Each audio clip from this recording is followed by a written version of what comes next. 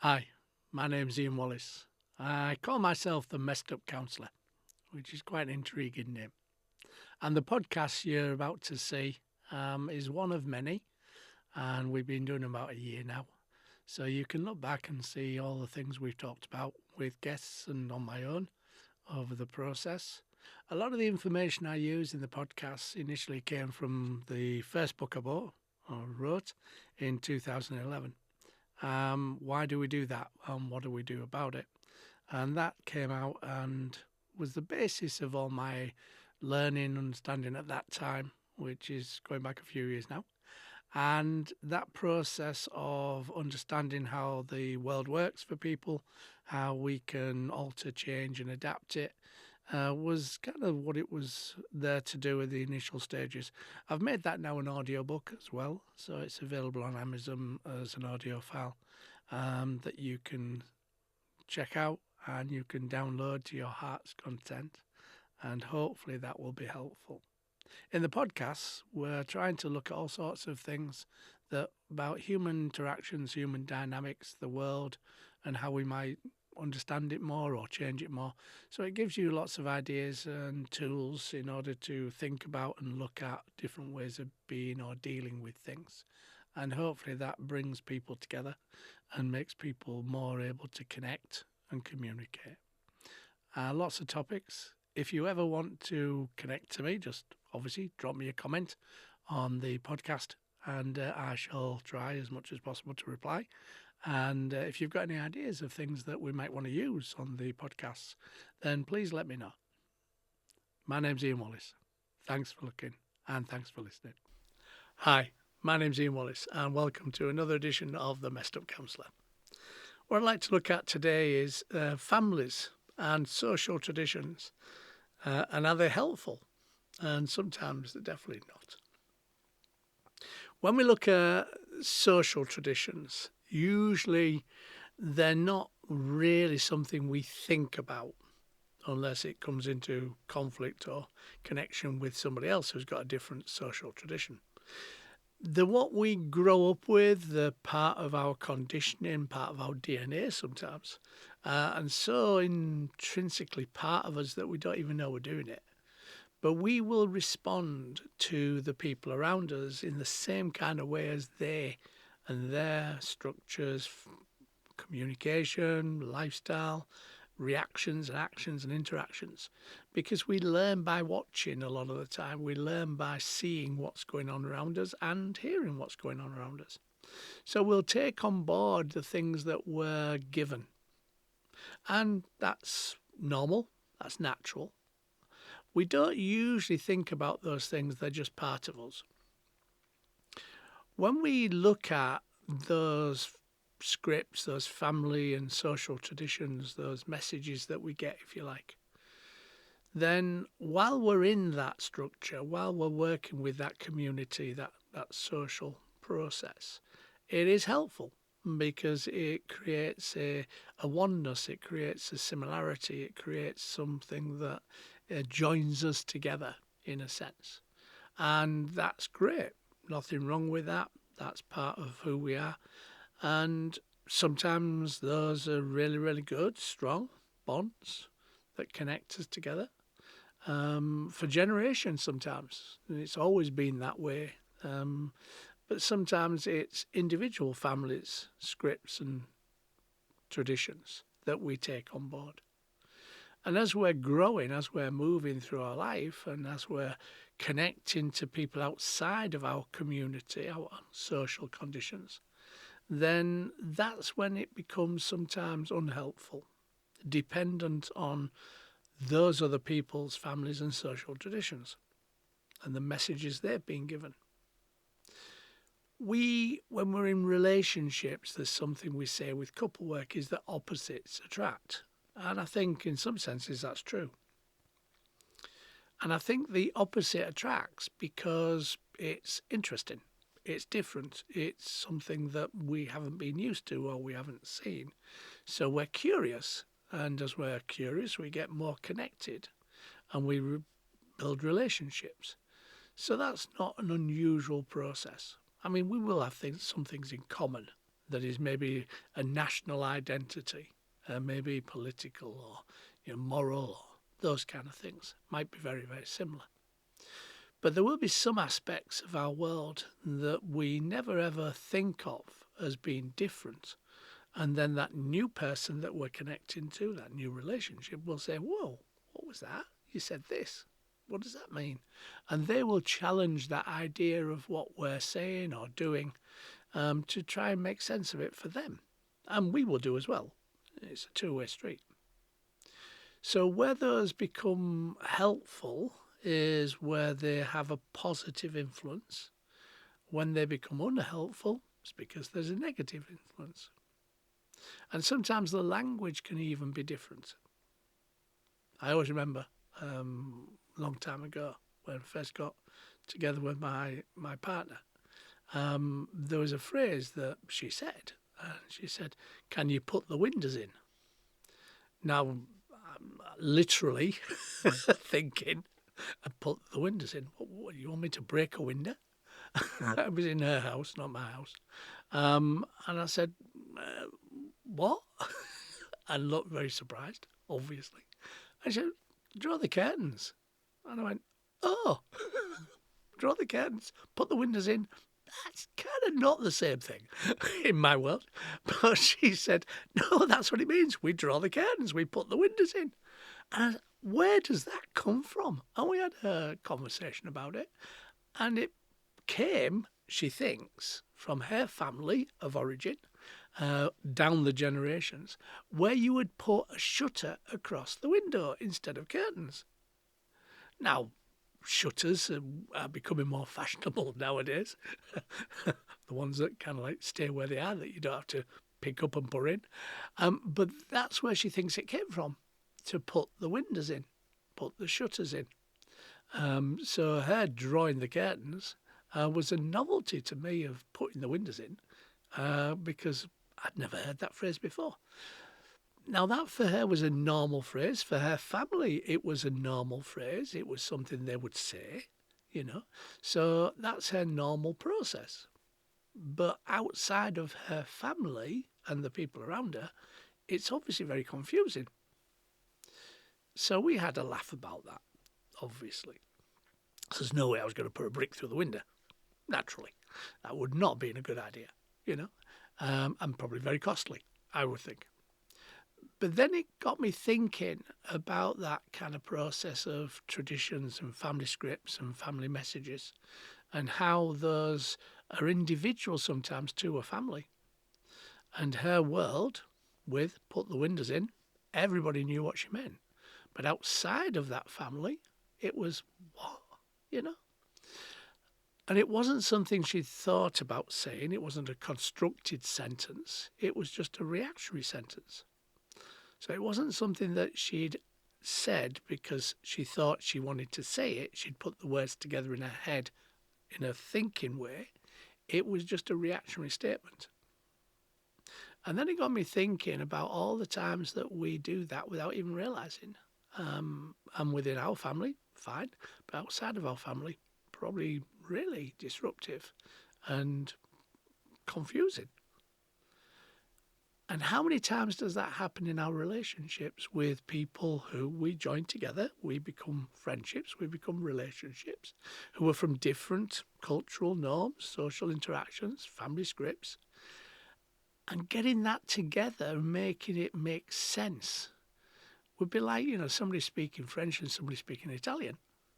And we need an intermediate sometimes. And I think from a counselling perspective, that's kind of what the counsellor is sometimes, is an intermediate. They're a translator. They take both, if we're working with couples, they take both information and translate it so that both people know what they're saying. And then it got me to thinking, well, how many times do we react to something that's done or said subconsciously without even realising? And how many times does that create confusion in the relationship? So there's lots of things that we do naturally, normally, that are not going to be an issue, a problem. We don't have to think about everything we do. But sometimes we need clarification. We need an intermediate. We need to have a think about and bring to conscious thought, not subconscious reaction, conscious thought what we're saying. And then hopefully we can have a better dialogue. Because when we're doing that subconscious reaction, we're doing it through feelings, emotions. We're not thinking necessarily, we're reacting. Like her saying, put the windows in was a reaction. It wasn't a thought process. She didn't think, what do I need to say to Ian to make him understand that I need him to draw the curtains? She didn't do any of that. It was just out and done as a reaction. So when we're doing that process with others, with people that we're connecting to, then we need to think about what is it that we're saying, and certainly where it's a disruption, obviously. If it's not a disruption, if it's not conflict, if it doesn't create a negative process, we don't need to think about it, naturally. But if it's creating confusion or distraction or conflict, then we do need to think. And that's where in the counselling room we break things down, we hold things, we bring attention to things. We make people think about what it is they're saying. Not in a derogatory way, not in a way that puts people down, just curious. That was really interesting what you just said then. What did that mean? And counsellors, when they're starting out in this world of counselling, sometimes worry about interacting in that conversation, being part of that conversation, clarifying the conversation, because they have to interrupt the client and the client's saying something. I think, though, for me, it's helpful to interrupt. It's helpful to bring attention to, not in a disrespectful way, not in a closing down and shutting up way, but in a curious way. And for me, the clients have always been receptive to that, that explaining their world, explaining their way of working their world is a joining up. It's a bonding process. They can be more powerful in the room with their language because they've got something they know that we don't know. So it levels some of that power balance. So if you are a counsellor watching this, do never, ever, ever worry about bringing attention back to what a client says, because that is helpful for both of you. It's helpful for you because you understand things more, obviously, but it's helpful for them to be valued and respected, and that difference, that diversity is saying, actually, I'm interested in you.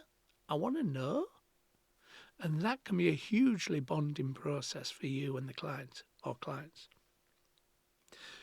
So when we're looking at those traditions, when we're looking at those processes, we need to be mindful that we do, all of us do it. We all take on board things that we think or we see in our own language, in our own understanding, which is not necessarily the same as other people. And by creating that dialogue, that communication, that understanding, then we can really start communicating. We can communicate much more effectively. Because now I know my partner, if she says put the windows in, which she sometimes still does, then I know exactly what she means, draw the curtains. Now that's not going to create any confusion now, any conflict. It's just something that we know about each other. And that helps both of us to be able to communicate and be able to work effectively. But the subconscious ones are a lot more difficult to realise, and you won't know you're doing it until somebody brings attention to it that doesn't understand it or has a different idea about it. Many years ago, when I was not a counsellor and I was in corporate world, I was with a colleague in a car going around Manchester, and the colleague was driving. I was sat in the passenger seat, and we were chatting away, and every time we went past a cemetery or a church in Manchester, of which there are many, she would take her hands off the steering wheel, both hands, and she would do the sign of the cross. And she was Italian. And that process was a bit scary for me, being in the passenger seat, not in charge of the vehicle, and not for a long period of time. It wasn't, take your hands on the wheel for 2 or 3 minutes. It was just brief stuff, But it was a bit unnerving, as you can imagine.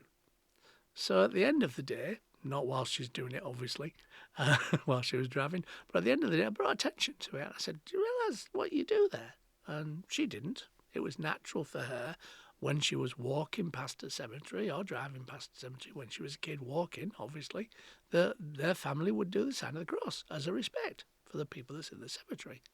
So that's a normal thing for her family to do, and a good thing. Nothing wrong in that.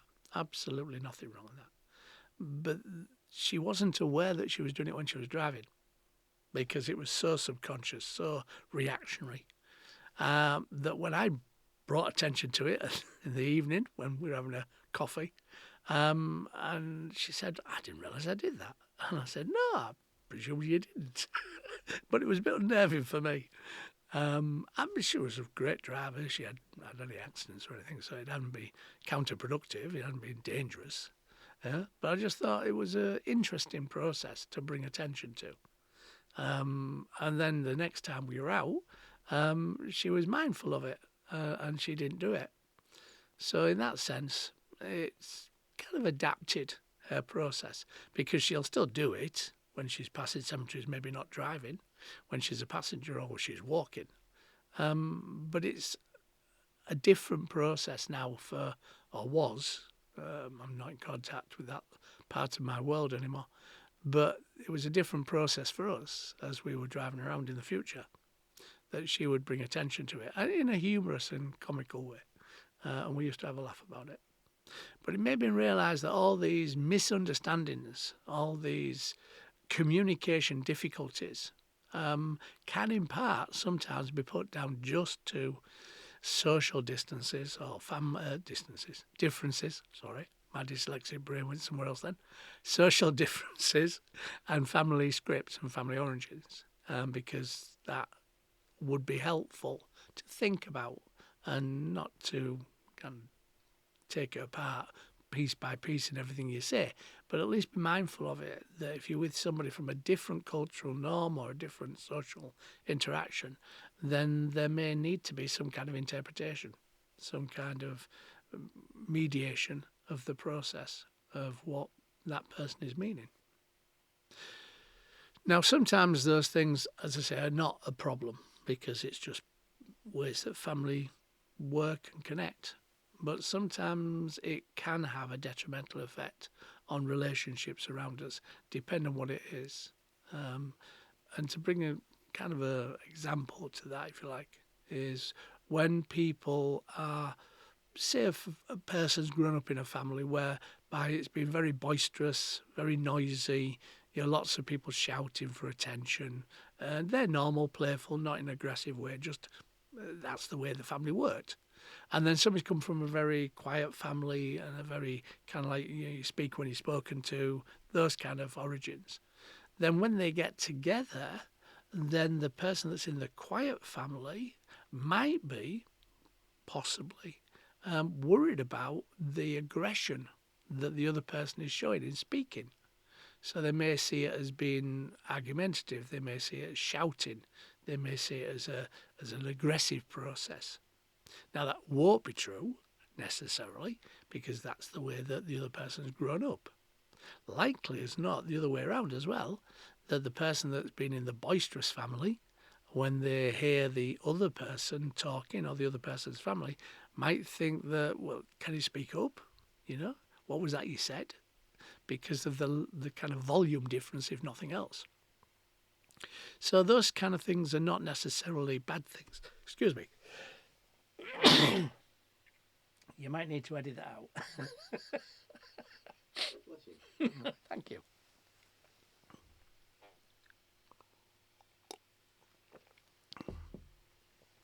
So those things might be misunderstood in the process, because each has come from a different type of family situation, circumstances, and different socialising process. But then if they understand that about each other, then the quiet person wouldn't see it as aggressive. That's just their normal. And the loud person wouldn't see the quietness as maybe being not interested or not connected or dismissive, you know. So it's not always a good thing or a bad thing. It's a bit of both sometimes, depending on what's going on and what the outcome is. But if you're looking at your family of origin, your scripts, which come down from sometimes way, way before you, down in the traditions of the family, and you're interacting with somebody else, then just be mindful that those differences do occur, they are there, and explore them. And sometimes it's good to have a laugh about them, as in putting the windows in. So that kind of process means that you might be more able to communicate effectively with the other person, the other party, and share those differences, those ideas. I'm always, in my work, looking at communication quite naturally and how communication works with the people I work with. And so from that point of view, more talking about everything and anything is much better than not talking. So if you realise something about your partner, about your friends, about your family, don't be disrespectful in bringing it as a curious process, but open up that dialogue. Oh, that was really interesting what you said then. What was it you were talking about? How is it that works? What does it do? That curious process that would be helpful. As I say, it'll bond you with the person even more, and it'll create a better communication process, understanding. Where family scripts and ideas and social kind of processes aren't helpful is if one person has a view of something that the other person quite naturally isn't helpful understanding. What am I trying to say here, Ian? My brain's gone dead. No, it hasn't. Yes, it has. Oh, I'm talking to myself. There you go. So if you were talking about a family whereby maybe they had a cultural norm of ours is the only type of culture we connect to, we look at, we relate to. And that's not true in the world nowadays, because obviously there's many different types of communities, cultural norms, societal processes. You know, the diversity and difference kind of thing nowadays, much more interconnected than it ever was in my day, certainly. But if you grew up in a family like that, like I did, whereby the cultural process is this is the only way the world is, and to be fair, the town that I grew up in didn't have anybody from any ethnic diversity at all that I remember up until about 16, 17, to be fair. So there wasn't any diversity and difference. There wasn't any different people, different ideas, different views. But if you grew up in that family like I did, then any other family, any other diversity and difference would be possibly threatening and probably scary, to be fair, and was, to be fair, when I grew up. And I kind of related to other people in other communities until I understood those communities and wasn't threatened by them. But while I'm growing up, that being threatened by other people's communities, other people's differences, because I didn't understand them, I realised is just education. If there's something different, we react to stop, to disconnect, to take ourselves away from it because it's different, it's scary, don't understand it, don't know it, can't relate to it, whatever. But if we get educated, what is that? How does it work? What does it look like? What is it that I think is threatening, which isn't threatening? It's just a different way of looking at the world. Then we can relate to that much easier, much better. And that's what we nowadays probably do without even thinking. We're interested. We see different cultures, diversity and differences, which is great because we're all there in the same mix, in a sense. But initially it might be threatening. So those things can be not necessarily helpful, when it's so entrenched, so narrow, so connected to one idea, one ideal, you know. To give you an example of that, my dad was a meat and two veg. Nothing ever was different. Meat and two veg, meat and two veg, meat and two veg. Nearly every meal. When we got a Chinese restaurant in the town I lived, which was when I was about 18, 17, 18, there was no way he would walk into that restaurant. Not because it was a bad restaurant. It was a very nice restaurant, actually. But because he didn't understand it. He wasn't educated in Chinese food. He didn't understand what Chinese food was, what it consisted of, because he was a meat and two veg person. Had been all his life, you know, until the late, I would imagine when he's in late 60s, early 70s, when we went out for a meal. And we went to a restaurant. I took them out for a meal, mum and dad. My dad had his meat and two veg, as he does. But it was a restaurant where they did have different foods, and they had it on these kind of photographic menus, so you could see what they were. And he said, oh, right, okay, I'll have for my pudding, I'll have a couple of them pancakes. And I looked at this menu and I thought, I can't see pancakes anywhere. And he said, no, pancakes. And I said, no, Dad, they're not pancakes. When I saw what he was looking at, they're spring rolls. And he said, what spring rolls? I said, well, spring rolls is spring rolls. And he said, no, the pancakes. And my dad was not one to be told anything. His world was very safe and secure. There was only one world. So he said to the waiter, he said, I'll have the pancakes. And the waiter looked at me and looked at my mum, and I said, don't argue, just give him the pancakes. So he brought 2 spring rolls on a plate. And my dad looked at it and he put his knives and forks, and it obviously, it shattered, as spring rolls do. And he said, well, this has got grass in it. And I said, yeah, it's a spring roll, Dad. And he said, what's a spring roll? I said, well, I have told you already, but I'll tell you again. I said, they're not pancakes. Oh, filthy food. So he was educated that he really did not like Chinese food. And he went back to his meat and two veg. The waiter was educated, getting a very robust, these are not pancakes. And he said, well, no, they aren't. You're right. So the whole restaurant was in slightly uproar because my dad wasn't a quiet person. And it learnt me a big lesson that day. Don't take my dad into a restaurant where there isn't anything other than meat and two veg, because that won't work. So from that point of view, that was just a different way of looking at the world, but a very humorous way of looking at the world. But he'd grown up with that process. He would not, in any way, shape or form, have anything different, and that, to be fair, limited him, because he could have enjoyed a lot more other stuff, and opened himself up to diversity and difference. And that affected my mum, because naturally restaurants he would only go in was meat and two veg, where she was massively looking at different tastes, different ideas, different foods, which she would have done had she not been with my dad. And so it limited her as well.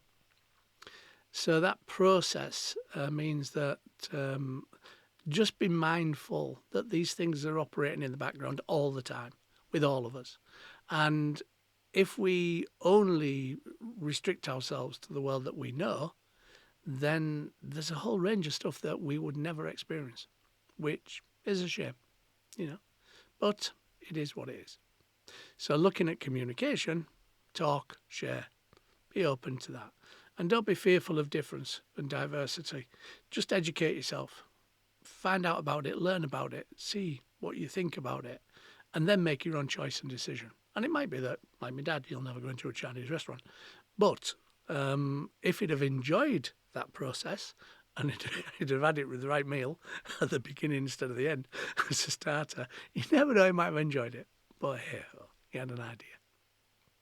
Hopefully that makes sense, but I feel always a bit rambling in that one. But hey, that's how it is sometimes. The flow doesn't, and is not scripted, as you can imagine. It goes where it goes. So if you've liked it, please like and share, and follow the process. I'm Ian Wallace. I'm the Messed Up Counsellor. Take care. Enjoy your life. Hi, thanks for listening to the podcast, and hopefully it made sense and was interesting for you. Please subscribe, like, and share. With the podcasts, you never know who will be helped by the things we talk about, things we share. We don't normally tell people our problems, but by sharing it and helping other people to understand things. The book Insecurity, It's All About Me, is also available now through Amazon.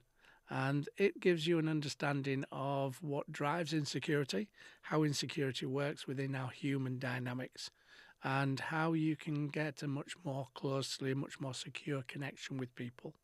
It gives you lots of ideas and thoughts, which is really good. So thanks for listening. Subscribe, like, share, hit the button. And if you've got any comments, please give me them and I'll do my best to answer them. Thanks very much. Take care.